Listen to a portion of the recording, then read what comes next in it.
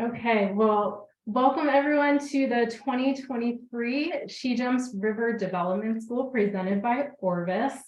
I'm Robin Gelfand. I'm the program director at SheJumps. We are a national nonprofit organization whose mission is to increase participation of women and girls in the outdoors. We are thrilled to have Gabaccia Moreno here tonight. I'll tell you a little bit more about Gabaccia in a moment. But welcome everyone. It's so neat to see our participants coming from far and wide, East Coast, West Coast, and in between. If you haven't already, please add a note in the chat about where you're joining from, as well as what you're hoping to get out of the evening. The chat will be available for the entire session, so feel free to use that.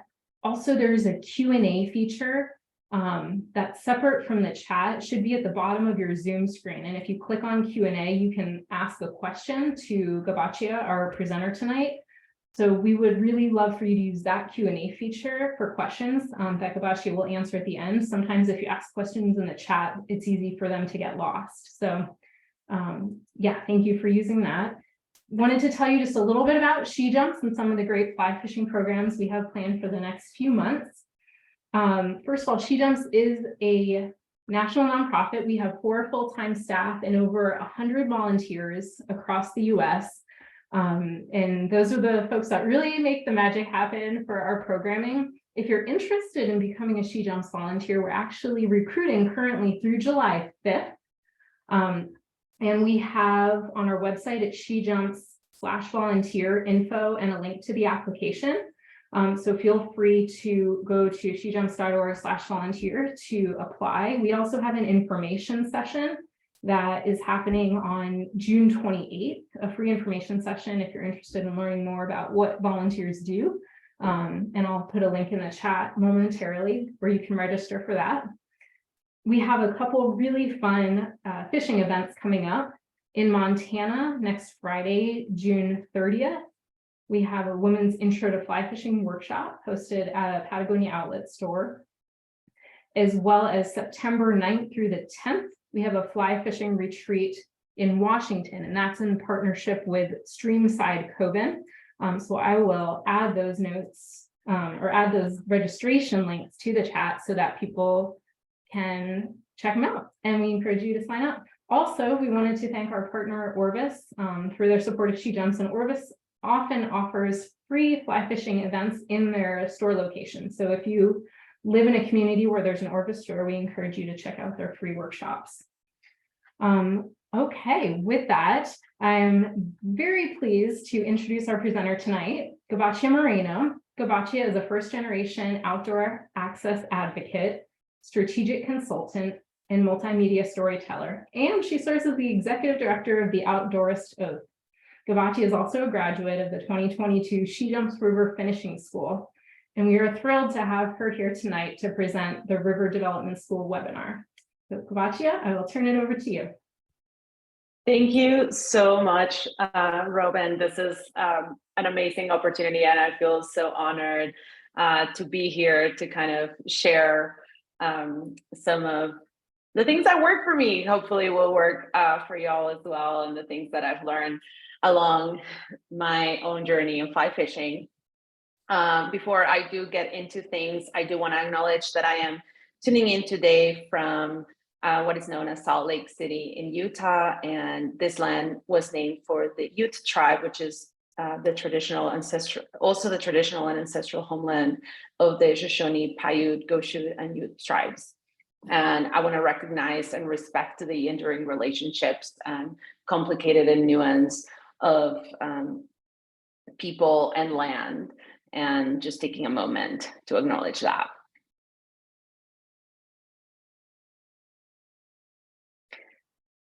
And with that, thank you all for joining me. My name is Gabaccia. I just pronounce she, her. And like Robin mentioned, I am an alumna from the prior River Development School and River Finishing School courses through SheJumps. So to me, it's just really an honor to be here, and I am so nervous and freaking out But really appreciate you all sharing what brought you here today, because that also helps me wrap my head around how I can better approach this content. I'll just start with like my personal philosophy of why I fly fish and why I'm sharing some of what I've learned with you all today. And to me, it really, of course, it goes back to from the selfish perspective, the benefits that I get from being out in the water, out in nature. I am an outdoorist, and the reason why I'm an access advocate is because I had the beautiful privilege of growing up with a family of like hunters and fisher people. And so for me, being out on the land has just been always there, and my comfort and safe zone, and learning that that's not how that's not a relationship that everybody has, that connection to nature that to me is so vital for my psyche, for my sanity. To me, that's unacceptable. So I don't need everyone to just like love and want to be outside forever, for every minute of their time, but I want to make sure that everybody has the opportunity of experiencing it for themselves, so they can make up their minds of how they want to interact and connect with nature. But in the kind of like the larger view, for me, fly fishing really comes back to this very ancestral connection to existing as a human. So I think of the empowering notion of kind of being able to provide for myself and my family and being able to sustain, and how things like fishing really played a vital role in just our human evolution. So for me, it's kind of this responsibility to take this ancestral skill of fishing, not fly fishing is so much in particular. Fly fishing is my preferred method, right? And the discipline that I love to practice, but really that connection to our ancestral beings, and this notion that we've been around as the humans that we are today for not that long, but you know, who knows when we started fishing. So it's always for me that connection that keeps me going, and just to be out in beautiful earth home that we share, for sure. And I will not keep going without giving special credits to the OG guides that developed kind of this framework of curriculum, Hillary and Whitney. If you don't know them or about them yet, look them up. They are legends, and they paved the way for women in general, and specifically for women of color in this space. And I really appreciate their trust in saying, oh, Gabaccia should teach this class. The curriculum that they developed, and I highly recommend you all go look at River Development School from the prior year. Each of the main topics that we're going to be talking about today have their own very rightful 90-minute session. So go at it. That's going to be level 2. And there's a lot of great abundance of content that they share from, you know, their decades long experiences as guides and river people. So today, what to expect is really, I've taken this beautiful curriculum that both Hillary and Whitney developed and try to summarize it in a more introductory package to get everyone kind of just rolling in your head some of the ideas of things that you may consider that can potentially make your fly fishing journey a little extra fulfilling and more connected, not just to you and your purpose as a human, but also to the community of fly fishing at large and the ecosystems that you're going to come in contact with. And thank you all for the cool comments. I appreciate it. And the chat. And I will try to keep the chat up but it does block my slide, so I will go on and off. Again, if you use the Q&A, I'll be able to see that, so please use that feature, and we will have a dedicated Q&A section of time at the end, and so feel free to start popping the questions as they come up, and we'll have that dedicated time. So just want to start with this grounding. Fly fishing starts with being present.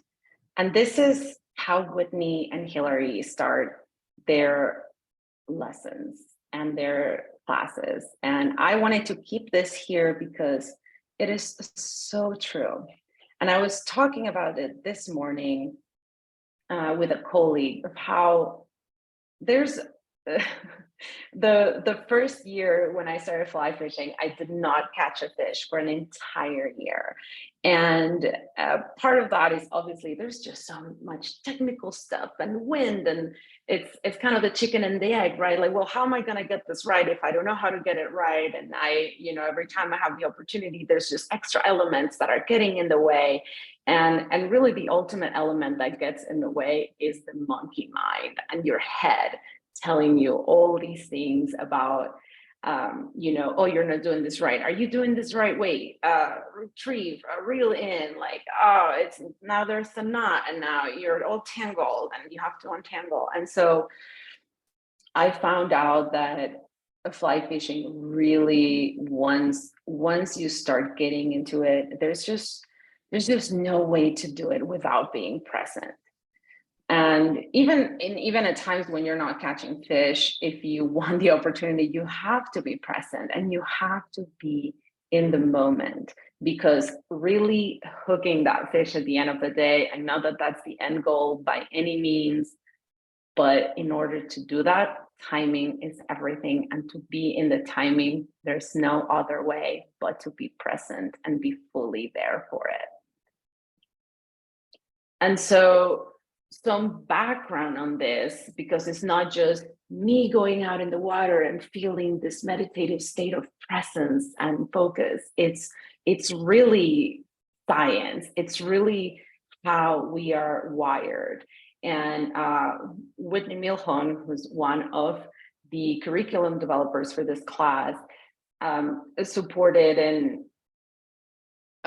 doing some studies about fly fishing on the brain with the Harvard Medical School.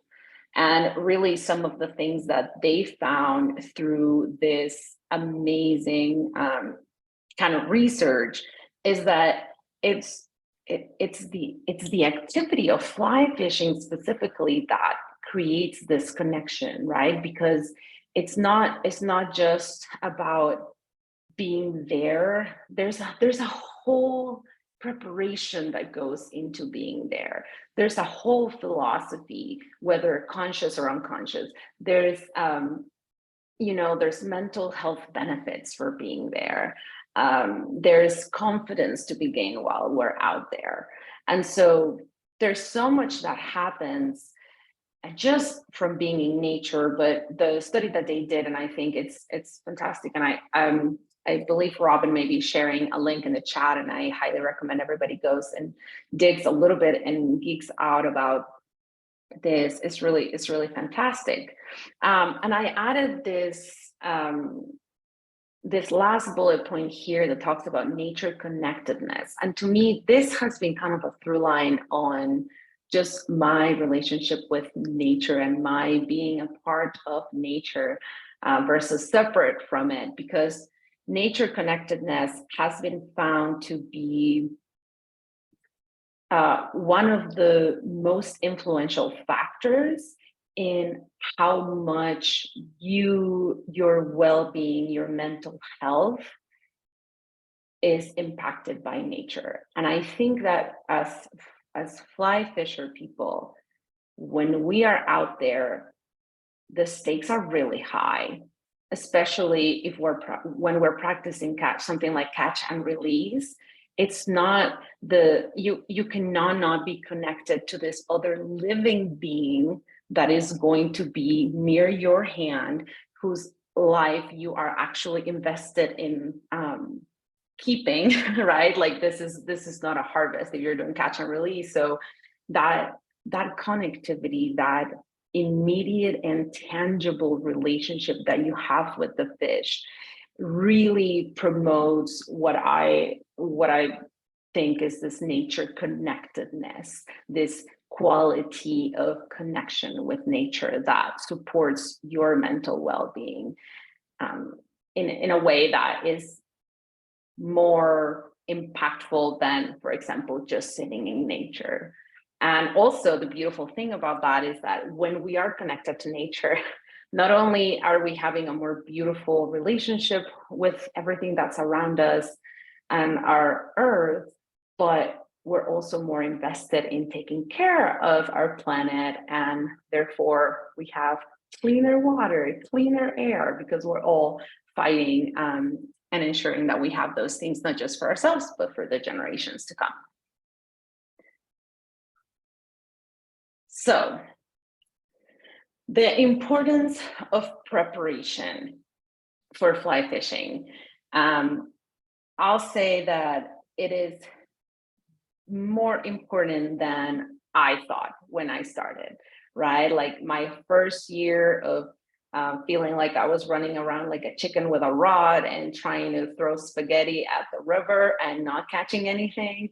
That was, of course, in part being a beginner, but it was also because I was skipping some important preparation steps to be successful while I was on the river. And that's why I chose this photo. It's two of my really good friends and that called me and my husband one day and they're like, hey, will you take us fly fishing? We're like, of course, meet us at the park.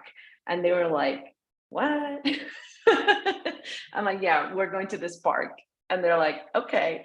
And what that was about really is like, okay, let us show you how to cast, right? Because obviously you need to learn how to cast. And I did learn how to cast in a park before I ever went to a river, but I went to cast in a park for half an hour, and then I was just going to rivers for an entire year, where I really should have been going more to the park and practicing my cast without the river before I got to the river, right? And so the things that we do off the river really impact what happens on the river. And there's many levels of that, which is what we're going to cover right now. There's obviously a lot of rules to prepare and things to consider, even just beyond your own personal like casting practice or whatever. Rivers, and specifically when we're fishing lands that have public access, have certain kinds of regulations that you're going to want to be aware of. So normally every state has a little fish and wildlife booklet that you can get for free at most fly shops and a Bass Pro shop or wherever you get your gear. And that will list everything, most everything that you need to know. And then obviously with regulations, I'll say sometimes when you get to like a trailhead or like a fishing access, there's things that may be posted there as like temporary regulations. Like you should be aware of that. I always make a point to, if I see one of those like little kiosks, I'll go and read everything. Sometimes there's news, sometimes there's even just like a bear presence. Like you want to be aware that, okay, there's a bear that's been around here poking at people while they're fishing or whatever. So you want to make sure you check those out. There's also licenses that we all need to be aware of and have on hand. For the most part, I think in the last 4 years, I've been asked for my fishing license once by Warren, but that's it. Nevertheless, the license is not just proof of concept that like, I know what I'm doing and I'm prepared, but also those fees go directly to impact the management of the waterways, which benefits all of us for continuous fishing access. A journal. This is something actually that as one of my resolutions for this year, having a journal around and being able to really document some of the wins and fails and observations, because over the years, you of course will have the muscle memory, but it's even more beautiful when you're able to go back and say, okay, I was here last July. I remember there was this catch, and what was the fly that was really working out that day, or like what was the size, or what was this, what was it, like there's just so many little notes that over time you can surely trust your brain to retain this information, but over time, depending on how much you're fishing, it is very likely that you won't have the attention to detail in your memory that you think you might have. And I really regret not having started my journal on my early days, even just to compare like the different things that I observed back then versus the things that I get to observe now. A calendar. I mean, this is like just a calendar for seasons, right? Like fishing season has a beginning and an end in some places, or for some specific waters, and you want to be aware of that. So why not use a calendar? And I think you can also set like a little reminder to get yourself hyped up about like opening day and things like that.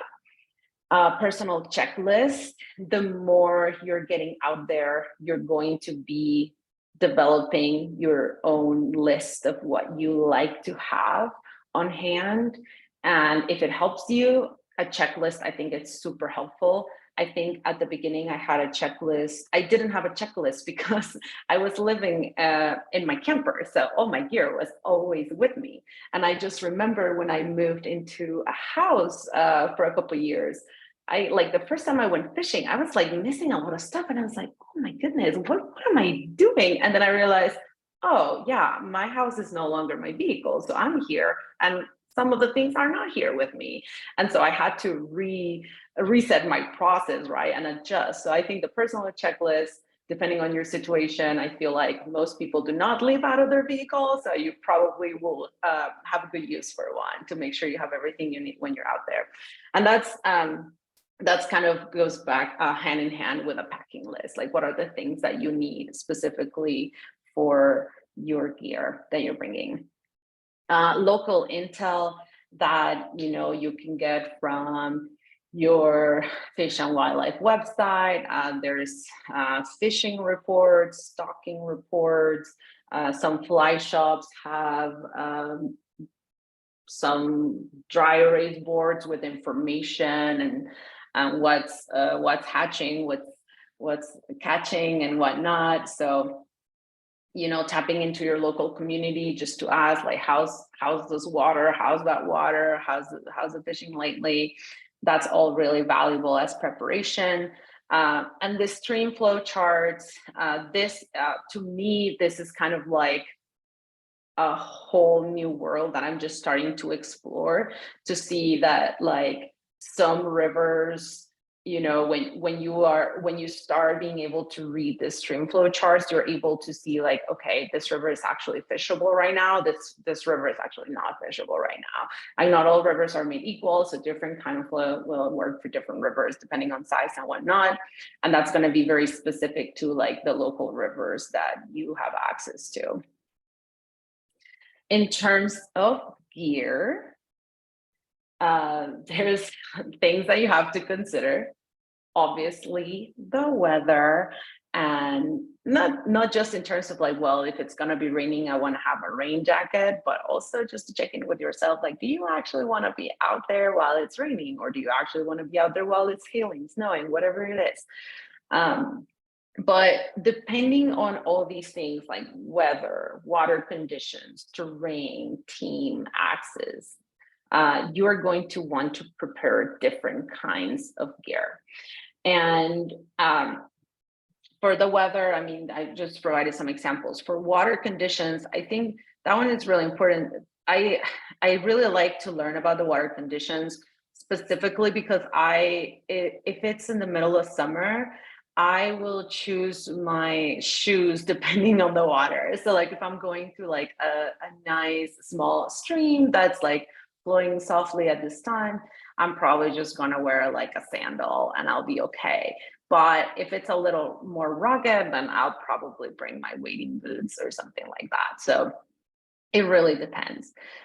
Terrain, same. I mean, that really affects the shoe that I bring. Like if I'm, and this is kind of a little bit of mix of terrain and access, but like if I have to hike, and I would like to wear a sandal because I know it's like a smaller stream, but I know I need to take a hike and I really don't like to hike in sandals, then I'll bring a closed toe wading shoe, but maybe I won't bring my wading boot, which is really heavy for hiking, right? Or maybe I'll bring an extra pair of sandals to change after, or whatever that is.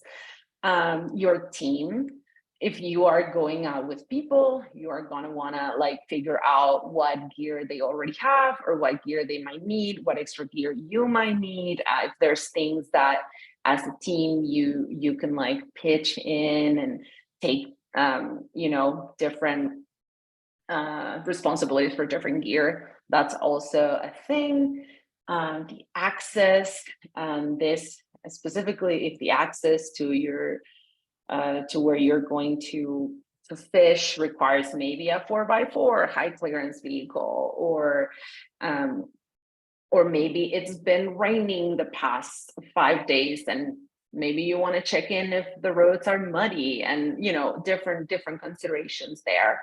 The species that, depending on what you're going to fish, if I'm going to fish a lake, I'm going to bring a very different setup than if I'm going to fish a small stream, or if I'm going to fish a bigger river, right? Or if I'm fishing for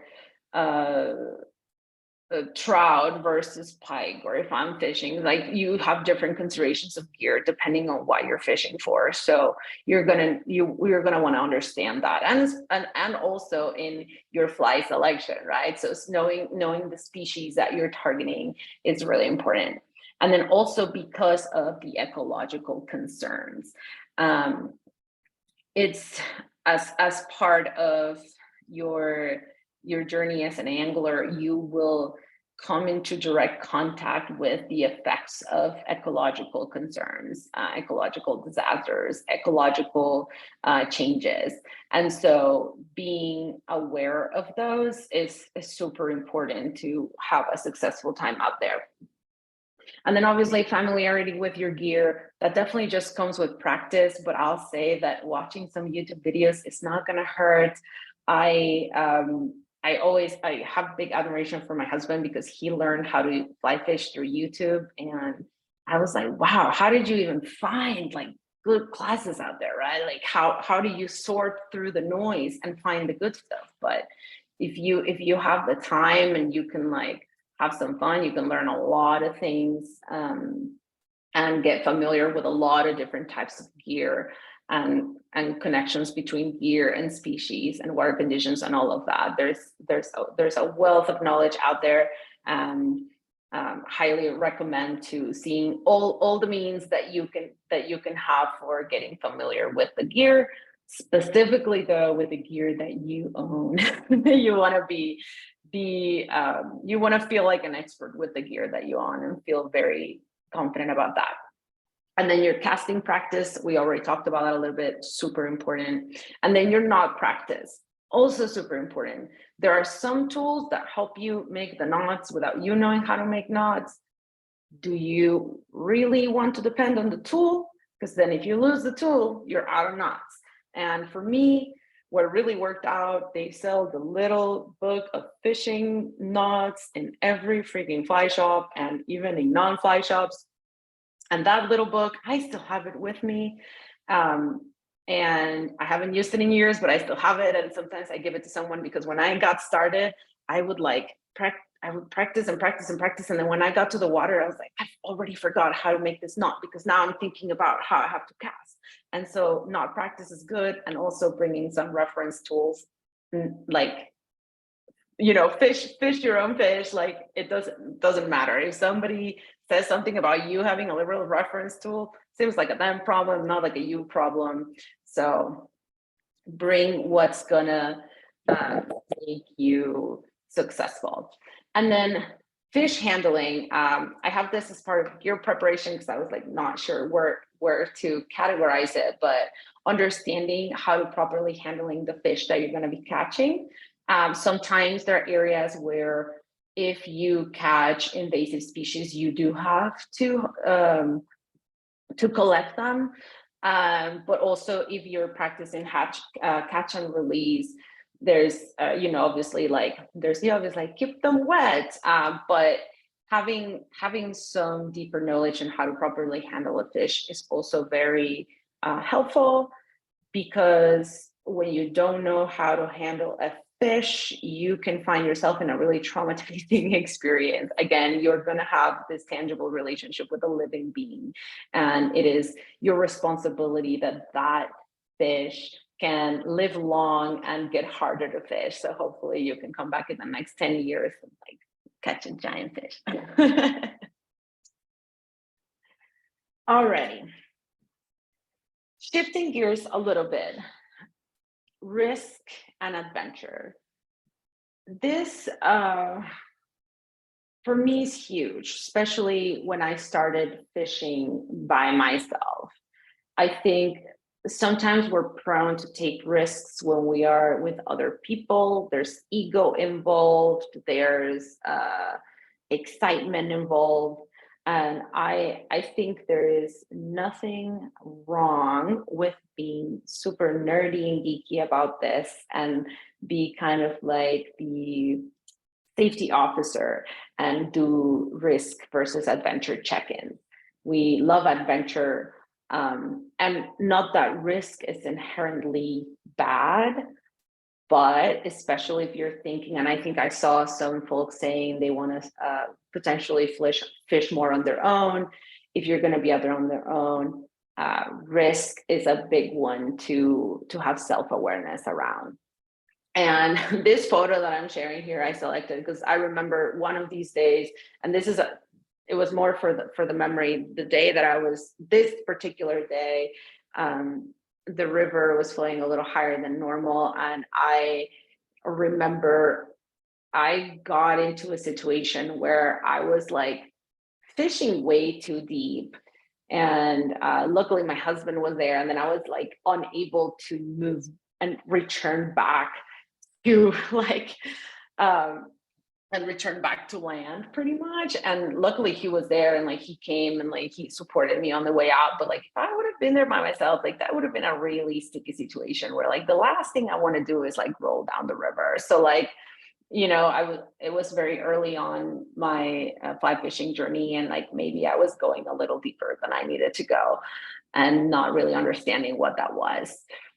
And I'll say the same about like retrieving your lost flies. I was like a risk taker about putting my fly in these risky spaces, but then I'm also very, I get like OCD about leaving a fly just stuck somewhere. So I've gotten myself in some like really sketchy areas just trying to retrieve a fly, and like A, it's not worth it, but B, why am I putting the fly in this like risky spot anyway? Like it's really not worth it if I know in my self-awareness that I'm not gonna let it go. But also, why would I want to leave that little piece of pollution? Because that's what it will become if it's there anyway. So really important to assess what adventure is to you and what risk is, and the consequences of that, of course. And goals, I think goals are for me more about my why, like why I want to go out today. It's like, oh, maybe I want to meet a new species of fish, or actually maybe I just want to hang out with the girls, or I just want to see this river. And obviously if you are doing this as a group or as a team, expectations and limitations are really important, and communication is crucial, right? So when my friends here wanted to go fly fishing for the first time, I was like, okay, here's how it's gonna go down. We're gonna meet you at the park, we're gonna do some casting practice, and we're gonna go to lunch, then we're gonna go to a river that has really easy access, and has some areas where you can actually cast, and understanding that this is their first time. So there's limitations with someone's first time on the water. And there's also expectations, right? That you want to let them know. So I told them, Can you catch a fish your first time fly fishing? Absolutely. The likelihood of it, I have no idea. You can be lucky, you can be a natural, I don't know. But I told him the expectation is, I will tell you, for me, to not catch a fish for an entire year. And so take whatever you want from that and roll with it. And actually my friend Eliana here in the photo, she did catch her first fish about a year, maybe not even a year, maybe a couple, maybe months after we had gone out for the first time. So but it's really about communication and making sure that everybody's on the same page so that you can have a successful outing. And if you're going on your own, I think having a goal is helpful, so that when you're in, and not a goal in the way that like, if I don't reach this goal, this is going to be the worst day ever, but a goal of like an intention of why you want to be out there and why you want to get out of there. So sometimes it's like, you know what, I'm going to go out there today and I'm going to practice the heck out of my roll cast. And that's what I'm going to work on. And I'm going to try to find opportunities to do that. So this is not just goals in terms of like, oh, I want to harvest 100 fish today, or I want to harvest just one giant fish today. It's not that kind of goal, more so like the goals that support your continuous journey and relationship to fly fishing. So a little bit more on risk, and we've talked a little bit about this aspects already in preparation, but risk is huge. The weather, like maybe you have access in, but maybe the weather will leave you stranded and maybe you won't be able to get out. So is it worth it to do that this weekend? Even though you've been planning it for 6 months, sometimes the risk is not worth it. And sometimes you have to cancel it. And sometimes you have to adapt. I think having, I think of leave no trace principles, like plan ahead and prepare. That is golden rule for anything. And part of it sometimes is having a plan B. That's not bad. And I'll say, even beyond risk, like sometimes I have a plan on going to fish this particular access. And if I get there and there's so many people already parked there, I'm like, you know what? Let me find a place that's not so crowded, so that I'm also not stressing the fish that much. And it's a better experience for everyone at the end of the day, if we're able to make those calls. So yeah, weather, terrain, experience, stream flow, access, communication. I am a big proponent of having like one of those safety beacons where you can text via satellite to others, especially if I'm there on my own. But even if I'm not, I just always have it. I mean, it's just really nice to know that if anything goes wrong, like, hey, I know I'm going to be doing everything to not need to get helicoptered out or rescued out of anywhere. But if anything were to happen, where like, because the world made a tree fall on my head, like someone can come and help me. I always bring that as kind of my communication safety net. Because so when we're out there, many times we have zero service, and that's part of what we love. So, but there's risk management, right? And we got to balance. And again, self-awareness. How are you feeling? Are you okay? Did you have breakfast? Sometimes I've had it when like I left my house and I was just like fishing and going, and suddenly it's 11 a.m. and I'm like, I'm lightheaded. And I'm like, yeah, it's time for a snack. And also I have not been drinking water all morning. Why? Because the fishing is amazing, of course. But taking care of ourselves and having that self-awareness to say, okay, let me step out, take care of myself. I can go back and enjoy it more, versus passing out in the river and getting dragged downstream. Totally worth it. Alrighty. With risk comes consequences, right? As we are balancing this risk, there's things that we have to consider. So of course, wasting our time sucks. Not the worst thing that can happen at the end of the day. We always learn and we always grow. The energy, well, of course, like time, we cannot get that back once we put it in. But you really, what you're striving for is success in like what feels good for you. And time and energy, again, you cannot get them back. And if you are more aware and purposely driven, you have less chances of experiencing this.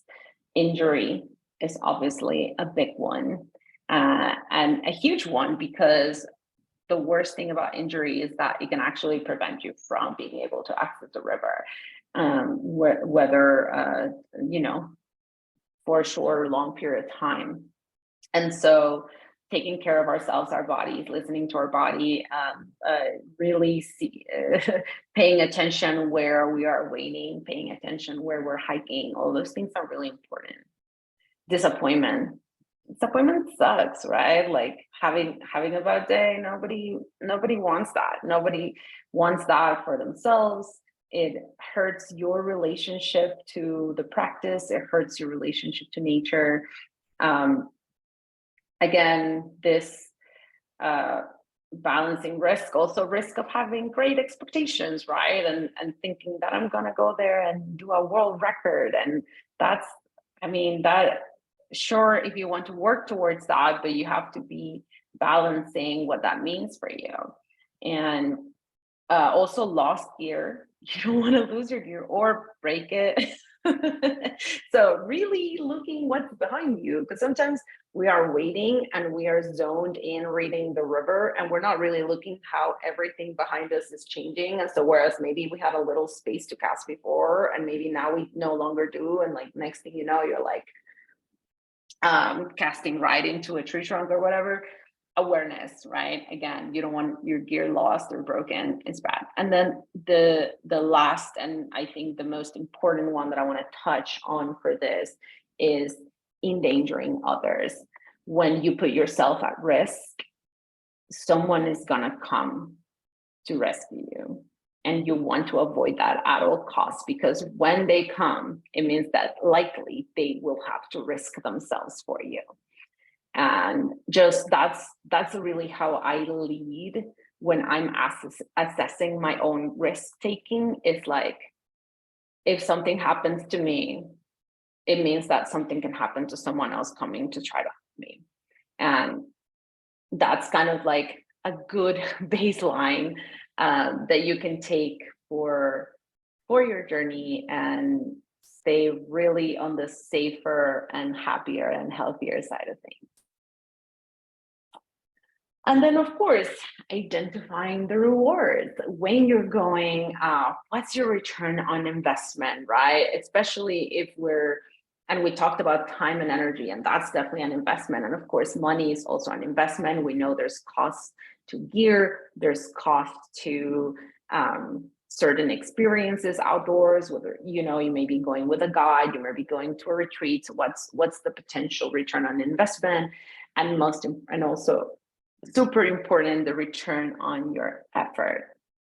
You are out there, you are practicing, and you want to make sure that your efforts are appropriately focused so you can go and have a successful and happy time on the water.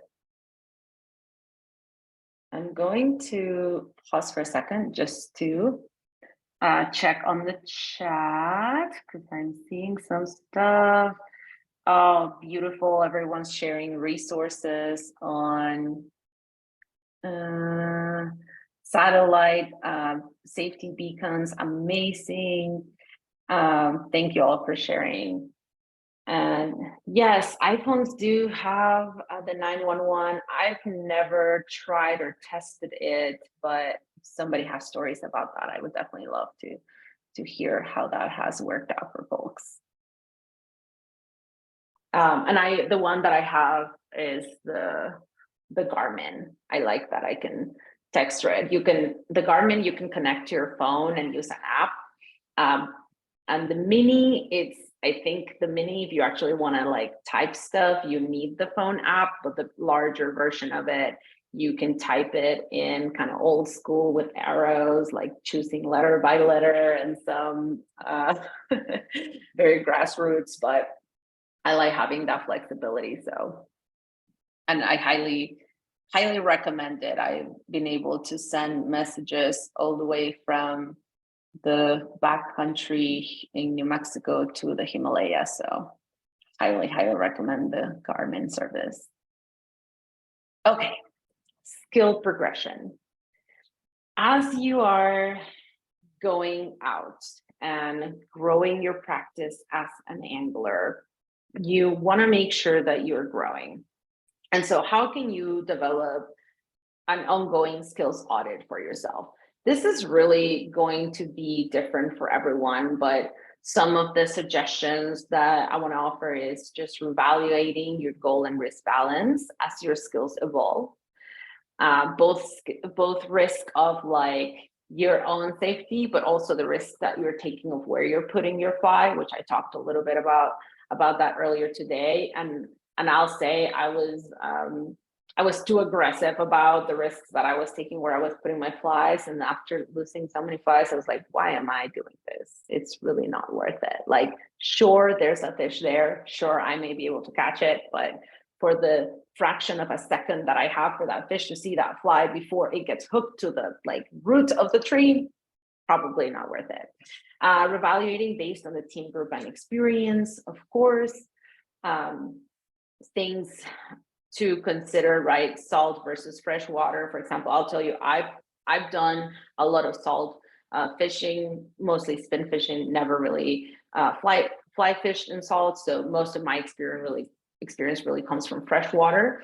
Wading versus floating and boating, right? Like if this is a skill that you're growing, like are you floating? Are you boating with others? Are you rowing with others? International travel, which brings obviously like new experiences and new ways to approach fishing and new species, right? So auditing your skills and setting up new goals of new things that you want to learn consistently, I think is just a beautiful practice to have. Self-reflection, and not just for fly fishing, but really just in life. It's really beautiful to have this kind of continuous improvement practice with yourself. And quick story time, especially because there's the international travel piece and we're talking about managing risk and expectations. So this is me with a group of friends in Nepal doing what just really looks like a rafting trip.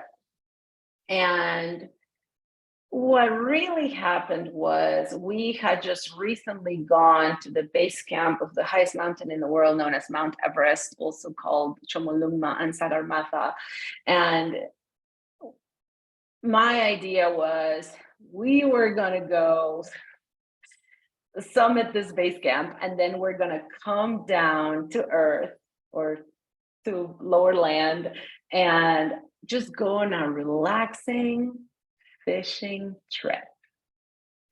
I asked my trip planner, can you book me a fishing trip? And I said, I don't care what kind of fishing. I would love to meet the golden,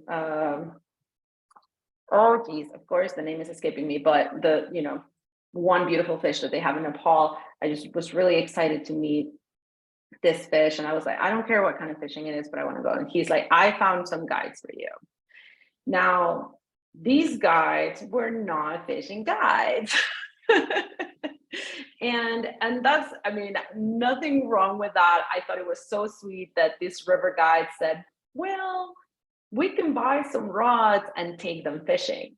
But for me, as a person traveling internationally and like not asking questions and not clarifying expectations with the people that were planning the trip for me, that was a really big, bad mistake that I never want to do again. I was so tired on this day, and I cannot believe I survived having to row for my life. And not only from my perspective, but one of my colleagues was literally afraid of white water, and they have recently done this exact same trip rafting because they wanted to face that fear, but they wanted to do that like a one and done thing. And now here they are doing it again. And to be honest, if it weren't because a group of the women that I had gone trekking with had already successfully gone rafting with these guides, I probably at that moment would have said, I am sorry, I'm gonna have to forfeit this experience because I had never been water rafting before in my life. And I was tired, which just on the basis of that, maybe I should have said no, but I was like, well, I am here and I am already with a helmet in my head. But that's just to say, ask questions and have clear expectations with you. If someone else is planning for you, ask them all the questions. I was very trusting and I had a really great time. I can't wait to go whitewater rafting ever again. Like I can't wait. It was so fun. But connecting the dots and like what that experience could have gone really wrong, not worth it, right? So expectations and balancing risk are really, really huge. I am seeing some activity in the chat, so let me open it up real quick. Okay. Beautiful. More resources. Check out the chat. Let's talk about reading water. So, oops, here we go. So reading water matters in fly fishing because once you understand how to do that, then you're gonna have more chances of catching the fish. They say there's about 10% of water where you can find the fish. So if you look at, for example, this picture, only 10% of all the water that you can see here potentially has fish. Now, the ratio of fish per mile varies river to river. Especially there's areas where most of the fish populations are stocked. So when you hear those fishing reports, they're like, oh, we just dropped this many fish in this river and this is how big they are. And so you can roll up and be like, I know I'm gonna be pulling some 12-inch rainbow trout from here, for example. Other rivers are known to be, to have not been stocked in a long time, and they're mostly wild trout, and so some fisheries are healthier than others, so some places will have more fish than others. Now, there's a key point here, that's conservation as the driver. Sure, reading water matters in fly fishing so that you understand fish and where to find it and how to successfully meet them, but without conservation, without us being active stewards and participants of the protections of these places, it doesn't matter what else we know. And so I want to offer that, which what is part of also Hillary and Whitney's philosophy of approaching. They always say the water comes first. And so it's like the health of the water is the most important thing. And something else that I've learned from Native colleagues, mentors, and elders is that water is our first medicine, right? And so the importance of the health of the water is potentially like the key to our thrivability as humans, but also as anglers, the thrivability of the fish and the fisheries. Now, some basic vocabulary for the river: upstream, downstream. Upstream is against the current. Downstream is where the river is going. So up and down, and normally the rivers start a little high and start making their way down, right? So that's what we talk about when we say that. The eddies are those, and there's actually, there's actually one right here that's a little bit outside of the photo, but it's those areas where there's like a very little slow pool. Sometimes it forms even like a little beach. Inside, outside bends, when you're out fishing with guides, you might say like, oh, put it on the inside, put it on the outside. So the inside bend is, for example, if the river is turning to the right is going to be the inside bend and the left is going to be the outside bend. River left and right is always thinking of where the river is going. So it's not your left or your right, it's the river's left and the river's right. So if the river is going, wherever the river is going downstream, that's the right and the left of the river. The foam line, you have seen foam and you will see foam on the river. That's a really precious place to put your fly along it. And so you'll hear foam lines, so find the foam and put it right on the line.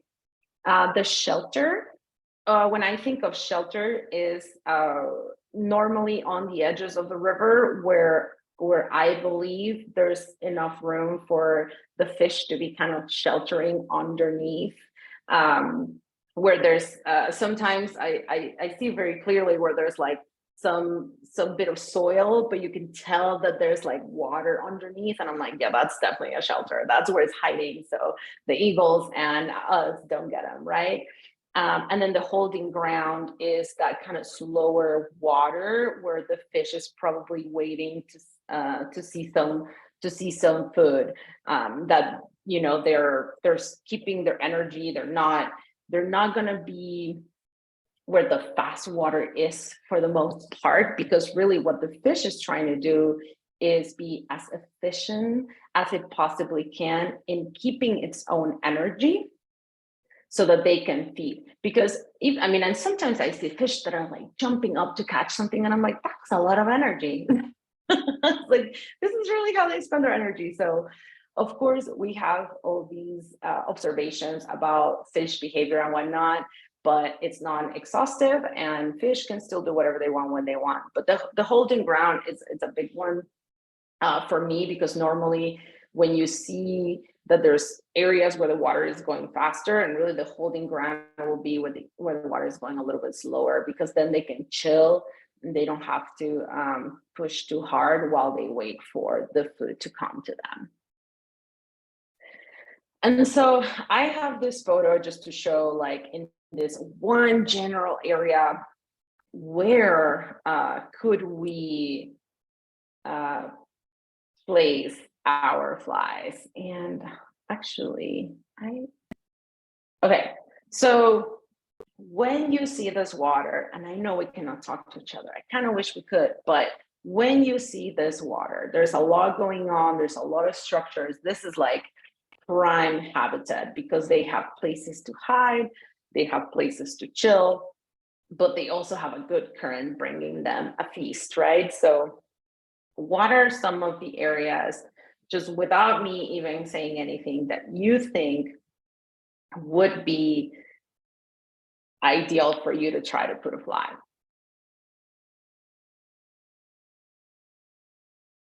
And okay, hold a second. Okay, so I'm gonna say, like, if I were to put my fly anywhere in this picture first, considering I'm standing on this side, I would definitely go to this like lower right corner. You'll see a little bit of bubble. There's a little pillow coming over a rock, and that's just like a perfect pocket. And that's the way I kind of approach this. I'm like looking, it's like, where are the pockets?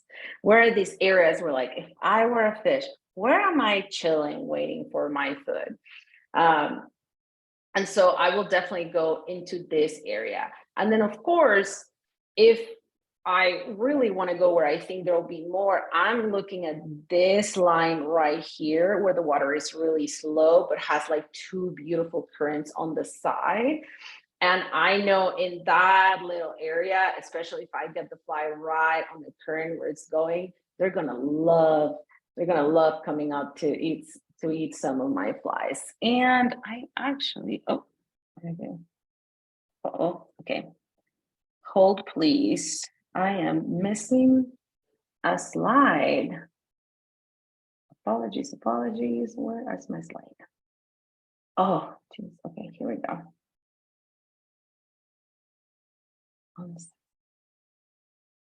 Thanks for your patience. We're coming back in a second.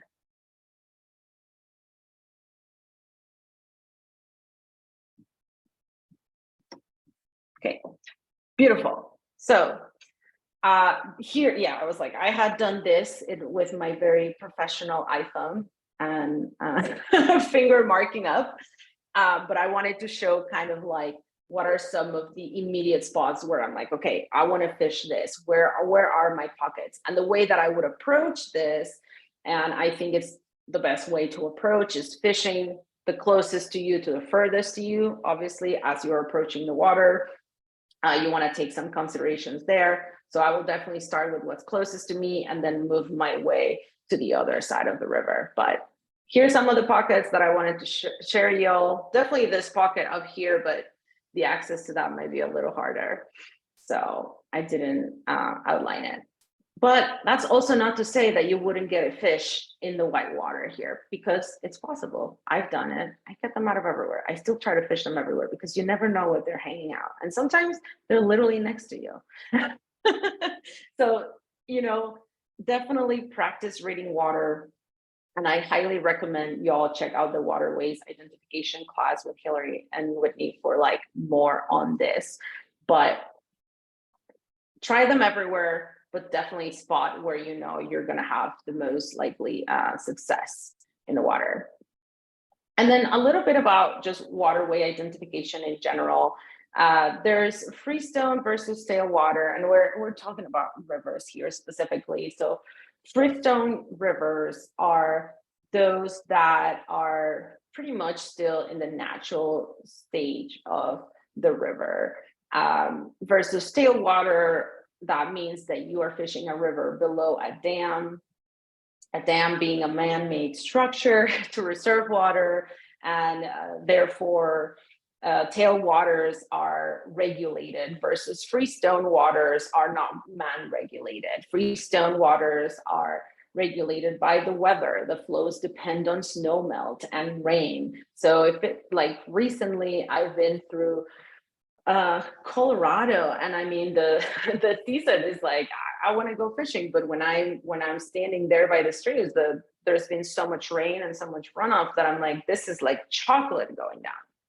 I can't like safely fish it. I'm like, I can see pockets where I could fish, but is it worth the risk of going when the stream is raging? Not for me. But that's freestone, right? This is 100% conditioned through the weather and the natural environment. Tailwater regulated by humans, normally being fed through the bottom of the reservoir. So the temperatures tend to be more regulated, more mild, versus freestone can sometimes be freezing, coming directly from the glacier to you. And so understanding those differences for your own expectations is definitely very important. And then something to be very aware of is like headwater and creek regulations.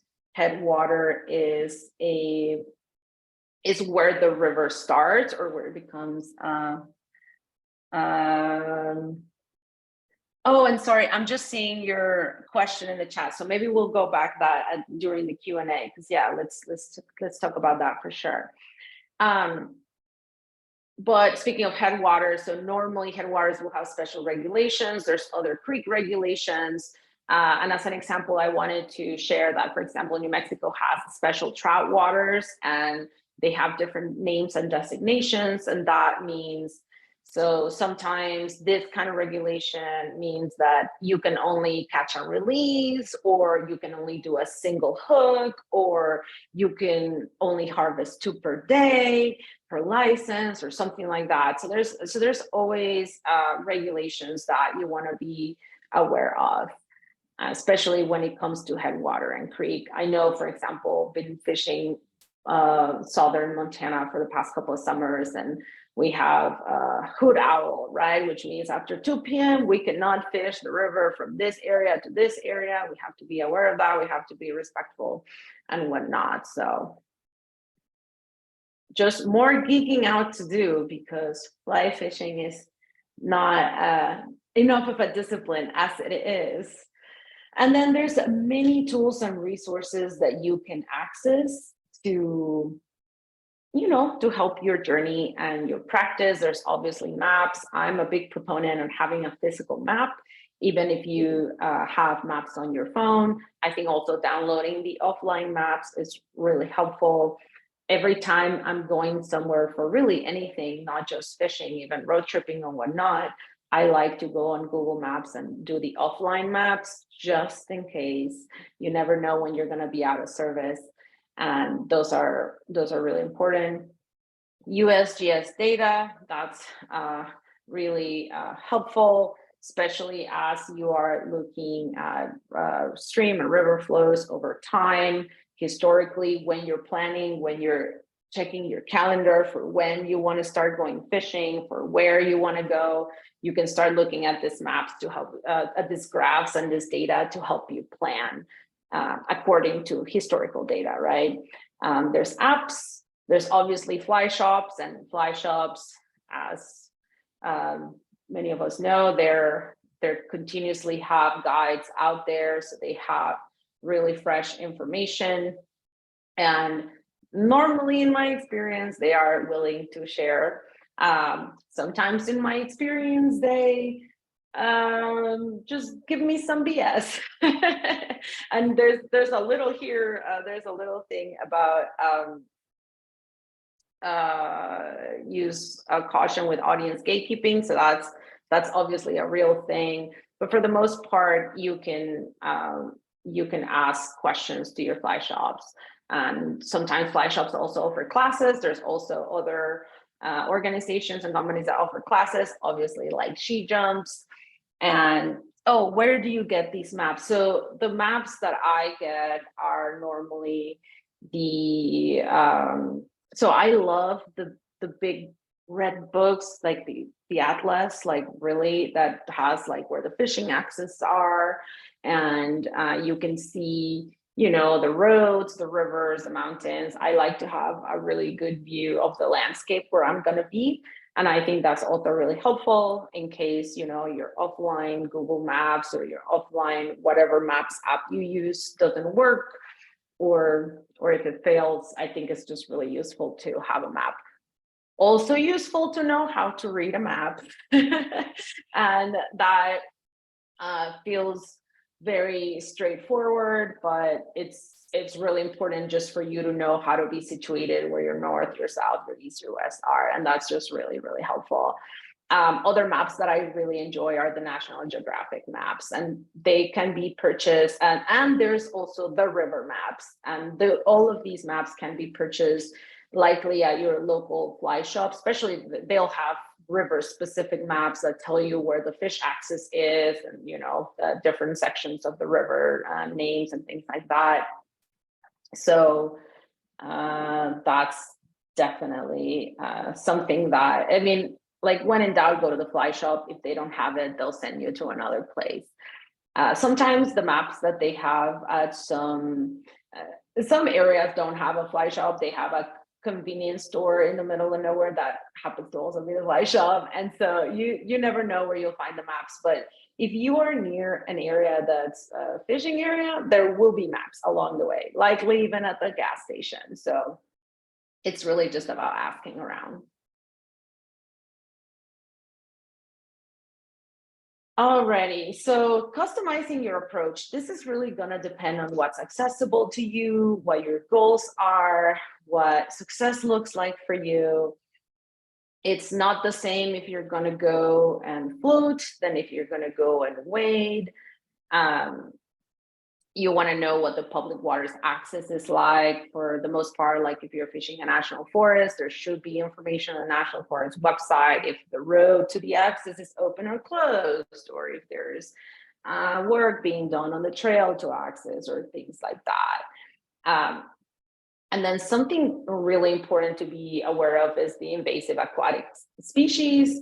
This not only for boats, obviously boats need to be cleaned and cleaned from any, you know, between waters, because you never want to bring something from one place to the next. This is actually even just beyond water. This also affects land. Like sometimes you're on a road trip and you're going from national park to national park. Different national parks have different native species. What's a native species to one place could easily be an invasive species in another ecosystem. And so I have a little brush that I use that I like scrape my hiking boots after every hike.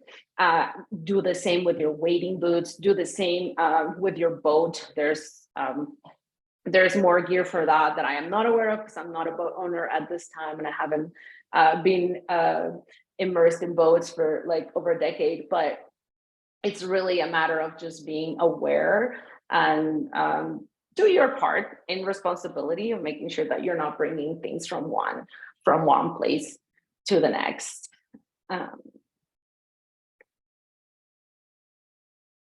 Cool. Wow. That was a lot of talking.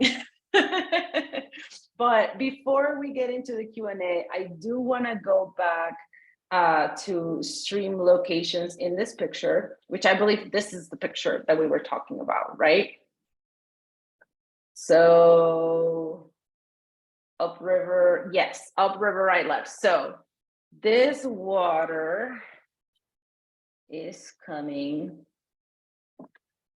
Geez, okay, yeah, I guess we're all seeing the same picture and we're all seeing face friends. So if I had to, I wish I had like a better tool to do it, but the water is coming on my screen, is coming from right to left, right? So that means that on the left, on the right side of my screen, that's the upriver. And the far side of the stream, this is really hard, and I don't know if we're all seeing the same things. I don't know if this is more confusing, and I apologize, but this would be the upstream. The downstream is where the river is going, and the far side of the picture just right in front would then be river right. Was that helpful, or should we scratch that and forget about it? Okay. Beautiful. I'm glad that was helpful, because I don't want to be confusing, but maybe we can set up a good graph where we can like really point that out. And I'm gonna go into the Q&A. So if anybody has questions, feel free to drop them into the Q&A box. So Jocelyn, thanks for your question. It says, in the picture of the river with the yellow circle areas, how many times would you cast your line in each spot? Gosh, that's a hard question. It depends on the day. And it depends on what I'm seeing, right? So if I see that I am putting my fly in one of these spots and nothing is coming out for it, but if I see that fish are biting for something else, then I will change my fly, right? And I am not so much of a, oh, I'm gonna do 3 casts and change. Some people love to do that, and sure, why not? I get very fixated sometimes when I see a fish and I'm like, oh, I want to meet you because you're around and I see you. So sometimes I will be very necia, stubborn, and I can be in one spot for a whole hour, and I don't care if people are looking at me like you are not well right now. So, but it comes back really to observation, like, okay, they're not biting my fly, but they're biting something else. So do I have a chance here? If at a certain point I'm like, okay, no matter what I give them, they're not taking it. It may be because maybe they already saw me, or they're really smart fish. They've seen all the flies in the world and they just know it's not a real fly. I have had fish that come out, push my fly to the side and eat the real fly. And that's a great feeling because you're like, wow, you really know what's up. So I hope that was helpful, Jocelyn, but really it's up to you. And I think when you're started, like, experiment, observe, and feel it out. I'm not too much of a counter, so I don't really count, but I'll spend time. I like to dedicate some time. I like to give myself the chance if I think there's a possibility of catching a fish. Gabaccia, we also have a question from Dione about how would you, where would you recommend to look for gear? It always tends to be on the pricey side of things. So just wondering if there's any accessible resources or tips you have.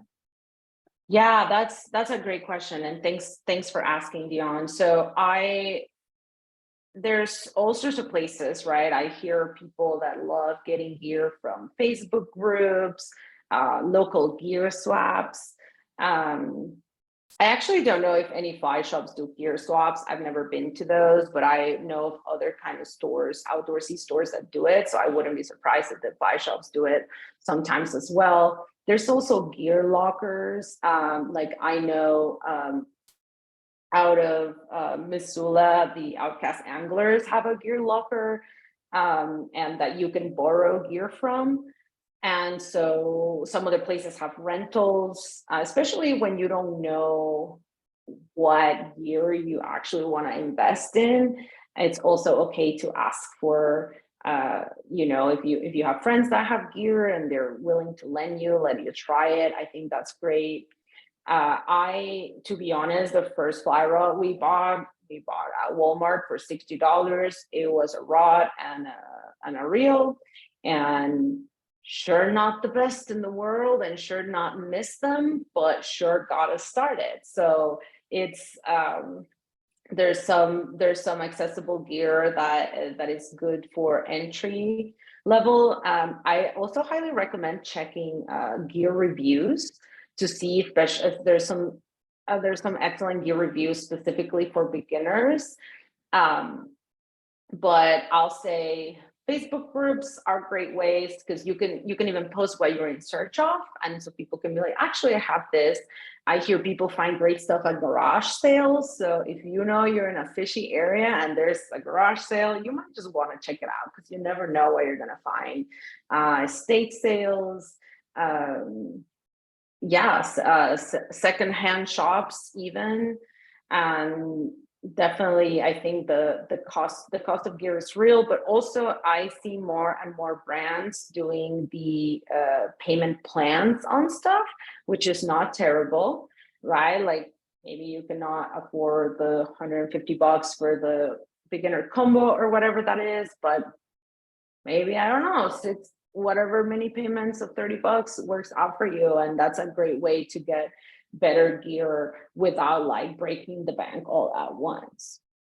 And people are also sharing some tips in the chat.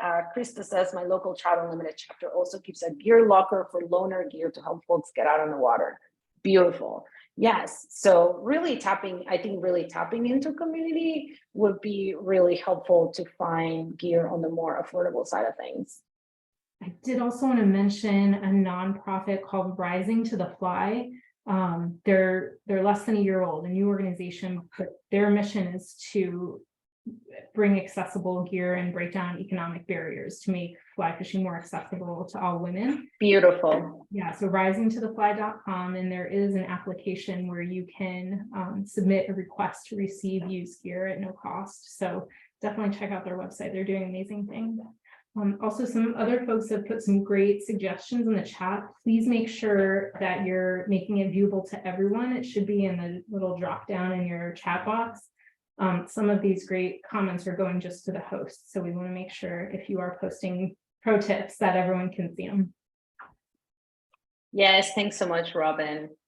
Yeah, hopefully that answered the gear question. I'll tell you, I still mostly fish with my Encounter combo that I got from Orvis, I don't know, 5 years ago.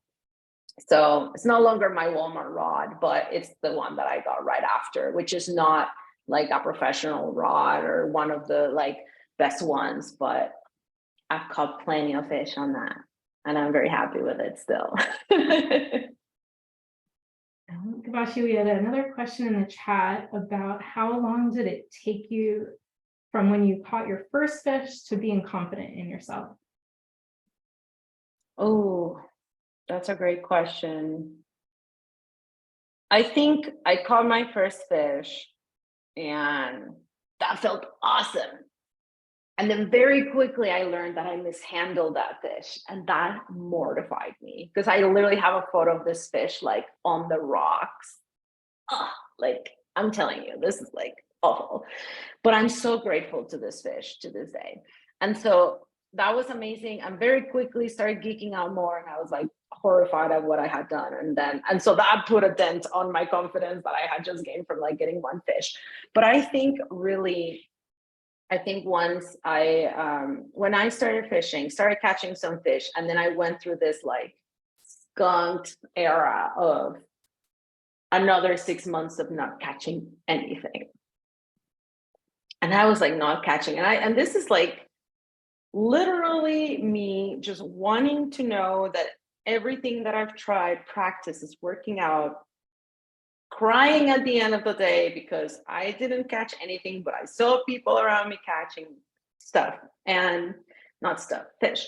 And finally, I decided I'm gonna start, and this is me going with my husband to fish, and he's like such a natural like prodigy, like he's just been catching fish since he started, and I'm always like, wait, how come he gets to do it? And I'm not doing it. Like I can do this too.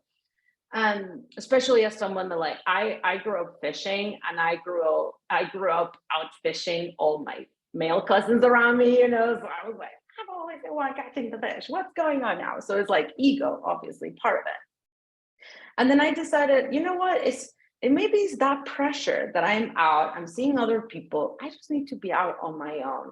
And so I purposefully started on going on fishing trips to like very accessible areas, nothing too wild, on my own. And also areas that I knew were not very crowded, which in New Mexico is beautiful that we have so many. And yeah, and then I was on my own, I was catching fish. And then about a year later, I got to introduce my friends, which I think y'all some of their photos here on this presentation. And I think having the opportunity of sharing what I had learned with someone else, and then it's not that I was the only one that taught them. This was a community effort, as it goes. They got to learn from my husband, from myself, from other friends, and just being able to go and see them catch their first fish. That made me so happy. And it also made me confident that not only I could do this, but I could also share this love and passion. And something that I did for myself, very early on, when I started fly fishing and I had high expectations, I went backcountry fly fishing in Yellowstone National Park. And I didn't catch anything because that's how I started, not catching anything. And I think it was a year and a half later, 3 years later, I went back to that same spot, and I said, I am going, like, this is like, now I know what I'm doing. I'm gonna meet a Yellowstone cutthroat. And I did. And so that was like my redemption moment, where I was like, okay, I'm back here. First time, nothing. Second time, one fish, only one fish. These fish are tough. And I lost one fish, which is probably the biggest fish I've ever had on my line. And I saw it so close to my net, and then it like snapped, and I knew exactly why it snapped. So I didn't catch it, but that fish taught me so much. And then I got to catch a smaller fish later. And, I feel like that whole environment of like being out fishing with other women, because I was with my friends Bree and Ileana, and just being out in the backcountry with other women, doing this ourselves, and like having someone to celebrate that with me, and having someone to witness that moment with me. Knowing that I had been there before without catching anything. I mean, I think those are just like the two key moments of my life where I'm like, okay, I kind of know what I'm doing. Two questions. Okay, what kind of water catch would you say are the friendliest to beginners? Where has been your favorite place to fish and favorite catch? I love tiny streams with tiny fish. I will say they're not the easiest to fish, because often you don't have like the space to actually cast, but you can have so much fun and just get the experience of like setting the hook on a tiny fish. And they're very friendly, and they're very cute, and they like roam around. and I'm all here for the sardine-sized trout. And this is specifically the trout. So I would say those catches are probably the friendliest for beginners, but to catch, not particularly to have the whole experience of like casting a long cast, like actually catching a fish. I've heard that people learn easier on bigger rivers, but I learned on smaller streams and creeks in New Mexico. And because it's harder to actually cast, I think once I was in the big river, I was like, woo, I can actually cast here. And I'm more aware, like it's very similar, but in like a larger scale. So that's like from my personal perspective. My favorite place to fish and favorite catch. It's just one. I love the Rio Grande in New Mexico, and I can spend days just fishing the Rio Grande, and both for trout and for little bass. They're so fun, and there's just being in that beautiful canyon, and I've been privileged to be there in all of the seasons from spring to winter and see it in the different colors. And it's just even though there's a long there's a highway along the Rio Grande, and you could hear the cars all the time. I always think it's weird that I'm there and I don't even realize that there's a highway and that there's cars watching by. So if anybody ever goes to New Mexico, hit me up if I'm around. Let's go fishing to the Rio Grande National Monument. It's a beautiful, beautiful place. I think we have time for one last question from Deborah.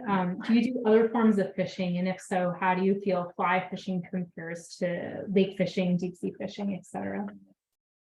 Yeah, really the other forms of fishing that when I growing up, I can't remember the first time I went fishing because that's how long I've been fishing. But really most of it was some line with a hot dog on a hook and a little wooden thing.